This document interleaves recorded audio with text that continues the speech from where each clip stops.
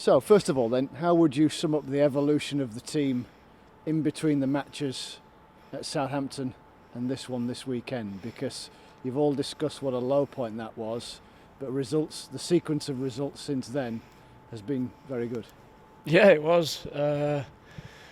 Obviously that was a very, very disappointing day in a very, very disappointing season. And I think, the gaffer was quite clear in how he addressed it, and I think that day, as a group, as a team, as a squad, we hit rock bottom, and it genuinely don't think it could have got any worse than that. Since then, we've picked up a few wins, still not enough. And as I said earlier, it's been a disappointing season, but we can't just let it, fizzle out now and feel sorry for ourselves, because we've stood there and took the plaudits, and when there's a bit of stick flying about now, we've got to take it on the chin, because at times it's rightly deserved, sometimes maybe a little bit over the top. It's been some tight games. We've not been ourselves this season that we've been the last couple of seasons, and who knows why. It's a question we're all asking, but as I said, there's still plenty to play for. There's a lot of pride to play for, and I think the game against Villa showed that we were desperate to get the ball out of the net and win the game. What would you say is the reason then why, quote unquote, it just hasn't happened? I suppose is the one principal reason. I mean, people look at injuries, people being in and out, the loss of key players, even for a long time or even a short time. Hardly any of you have been without injury this season. Yep. Loss of fans, VAR, the whole thing. Is the one thing? There's plenty of excuses, isn't there? Let's be honest. Plenty of excuses, but we're not a group who make them.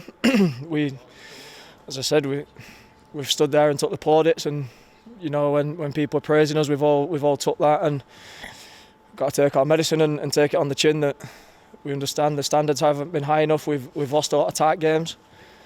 I think last season we'd maybe win them games or draw them games, and and build confidence from that. And you could say decisions have gone against us,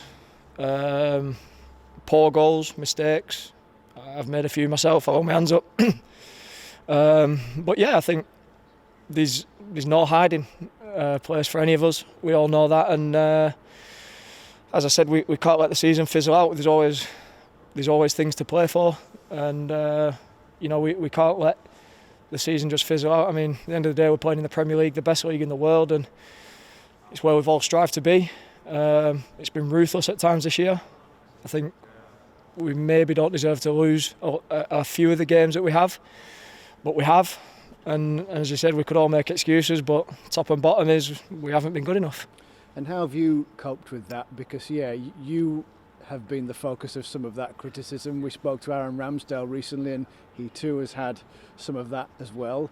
He's spoken about how he's coped with it. How have you coped with it? It's difficult at times. You get people feeling the need to message you and tell you how they feel. At the end of the day, I'm a 30-year-old man with my own family, so I've got other things to worry about what people outside the football club think about me, to be honest. But yeah, it's not nice. Obviously, it's not nice, and I think something needs to be done on the social media front, because the abuse, not just footballers, but people are getting and getting away with. If my child ever spoke to people the way that people speak to us and think it's acceptable, then it's not. It's not acceptable at times, but because we're footballers, people think you have to accept it and get on with it. But what do you do? Nobody wants to do anything about it. Nobody wants to talk about it. But as I said, I've got broad shoulders. I've had plenty of setbacks in my career. As I said, I'm a grown man with my own family. But I think there's got to be a respect element in it. And if somebody goes to the office and makes a mistake, I don't quickly jump on Twitter or Instagram and tell them how bad they are and they're the worst thing this and hope your family this and that. And at the end of the day, we're doing a job. We're doing it to the best of our ability.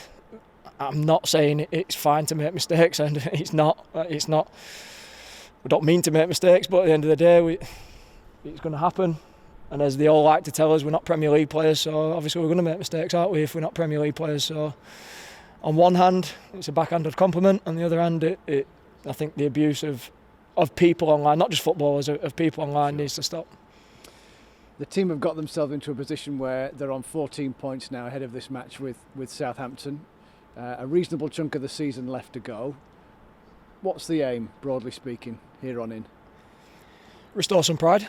Definitely, I think it's a proud group, a proud manager, a proud football club.